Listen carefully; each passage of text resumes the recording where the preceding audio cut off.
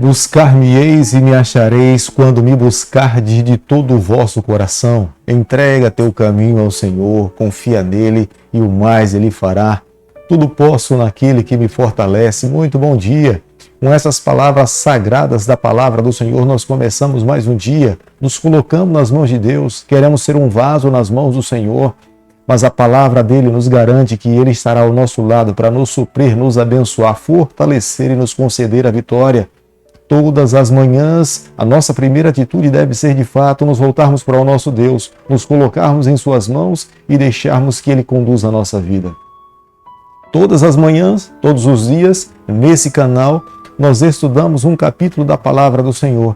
E nessa manhã eu convido você a ter nas mãos a palavra de Deus no livro de Isaías, capítulo 10, o versículo 1.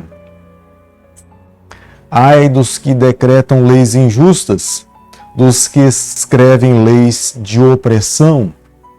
O capítulo que nós estamos estudando nessa manhã é um segmento do capítulo 9. É uma sequência do que nós passamos a estudar ontem. Mas hoje nós veremos que Deus está apresentando para a nação de Judá, através do profeta Isaías, que aqui começa a cair sobre Judá os primeiros ais que ele falou que iria cair sobre o seu povo.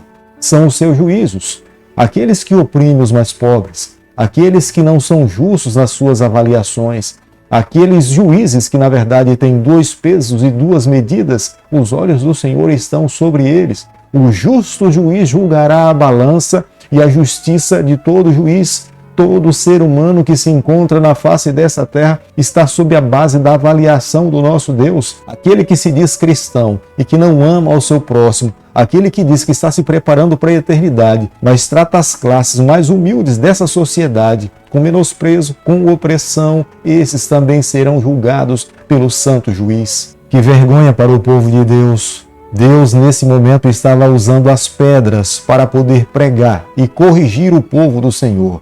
A Síria seria o instrumento de Deus para corrigir a nação de Israel. A nação de Israel deixou de confiar em Deus para confiar numa outra nação pagã, se aliou à Síria. Deus, através de Moisés, deixou as suas leis muito claras para que o seu povo não fizesse nenhum tipo de aliança com as nações pagãs, porque Deus temia que esse povo se voltasse para outros deuses. E o desejo de Deus era que esse povo se mantesse fiel, seguro, sempre no seu braço, sempre na sua liderança.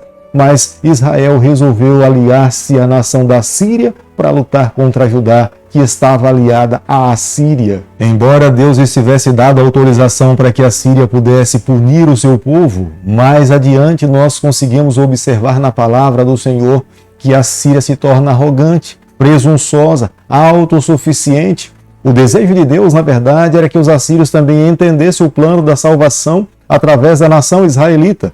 Mas pelo fato da nação israelita não ter cumprido o seu papel, Deus usou a nação da Síria para punir o seu povo, mas os assírios se tornaram arrogantes porque acreditavam que quando uma nação conseguia vencer uma outra, os seus deuses eram mais poderosos do que os deuses vencidos. E eles começaram a acreditar que o único Deus poderoso, digno de louvor e adoração, era o seu Deus, e o Deus Israel era um Deus inferior, um Deus pequeno, portanto ele não era digno de ser adorado. Mas o Deus Israel, o Deus vivo, o Deus de Abraão, o Deus de Isaac, o Deus de Jacó, ele age, ele rege todos os povos, ele rege todas as nações. É ele mesmo que agora toma a iniciativa para punir a nação que se sentia arrogante, era a nação da Síria. Deus queria colocar a nação da Síria no seu devido lugar. Eles deveriam entender que há um Deus vivo. Deus queria que esse povo compreendesse que há salvação somente através dele. Nunca o Deus de Israel perdeu uma batalha. Quando o seu povo perdia as batalhas, é porque eles tinham tentado lutar as suas batalhas independente do seu Deus. Mas quando o seu povo clamava por ele, confiava no braço dele, nunca a nação de Israel perdeu uma batalha. Para salvar uma pessoa, para salvar uma nação, Deus pode usar um pagão, Deus pode usar um idólatra, Deus pode usar alguém com o objetivo de corrigir o seu povo, ser a sua porta-voz, ser os seus mensageiros. Para que Deus possa salvar os seus filhos, Deus usará de várias maneiras para que ninguém se perca, mas para que todos cheguem ao pleno reconhecimento do seu pecado e alcance a salvação. Foi dessa forma que Deus usou a nação da Síria com o objetivo de corrigir o seu povo. Embora Deus estivesse punindo Judá por causa dos seus pecados, por causa da sua apostasia, por causa da sua falta de fé, Deus sabia que dentro de Judá havia um remanescente, haviam pessoas fiéis a ele, haviam pessoas que não tinham se debruçado diante os ídolos daquela época, haviam pessoas que amavam a palavra de Deus, haviam pessoas que não abririam mão da verdade que eles conheciam. Portanto, Deus jamais poderia permitir que toda a nação fosse destruída por completo. Aqueles que mereciam ser punidos foram punidos, mas Deus sabia que da linhagem de Judá nasceria o Messias, o Salvador do mundo, e ele precisava preservar esse remanescente fiel para que no futuro Jesus Cristo viesse a essa terra, morresse morte de cruz, e todo aquele que cresce no nome do nosso Salvador Jesus Cristo pudesse receber a salvação e viver eternamente. Hoje nós desfrutamos da paz eterna, da salvação eterna por causa de Cristo. Nós precisamos a cada dia nos voltarmos para o nosso Deus e agradecermos pelo sacrifício dele. Nós hoje precisamos ter plena certeza e garantia que o nosso sumo sacerdote está entronizado no santuário celestial e ele intercede por cada um de nós. Todo aquele que se coloca nas suas mãos recebe perdão, recebe salvação e um dia viverá com ele eternamente. O remanescente de Deus nunca será a maioria, mas o remanescente de Deus é o alvo do amor e da proteção de Deus. Aqueles que tocam nos filhos do Senhor é como se tocasse na menina dos seus olhos. É a razão porque na sua palavra há diversas promessas de proteção para guardar o seu povo. Ele mesmo diz que os anjos do Senhor se acampam ao redor daqueles que o temem e os livra. Quando nós tememos a Deus, nós somos o alvo da proteção do Senhor. Quando nós nos colocamos nas mãos de Deus, Ele envia os seus anjos para que possam nos guardar, nos proteger e nos livrar de todo mal.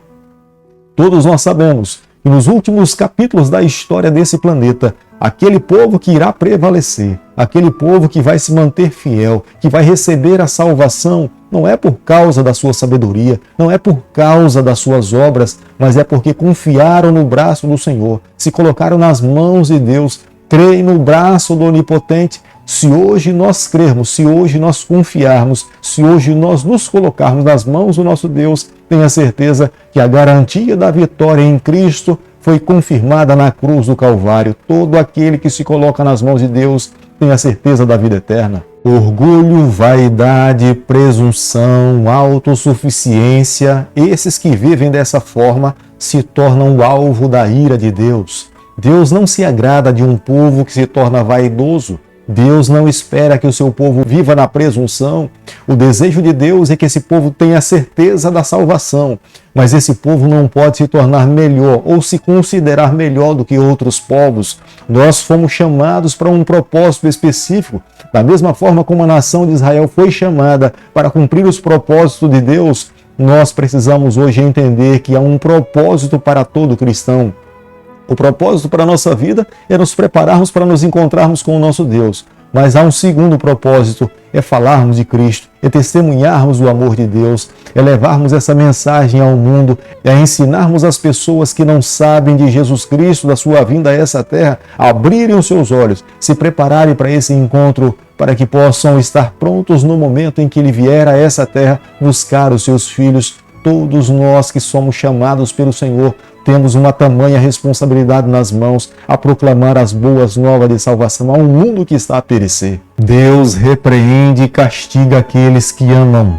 Quando Deus quer salvar alguém, Deus pode se valer sim da disciplina para salvar alguém.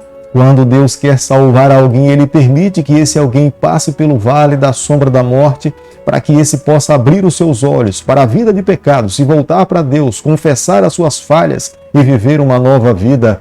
Deus pode se valer de diversos meios para alcançar e salvar um povo ou uma pessoa. A forma como nós reagimos à ação de Deus revela de fato de quem é dono do nosso coração.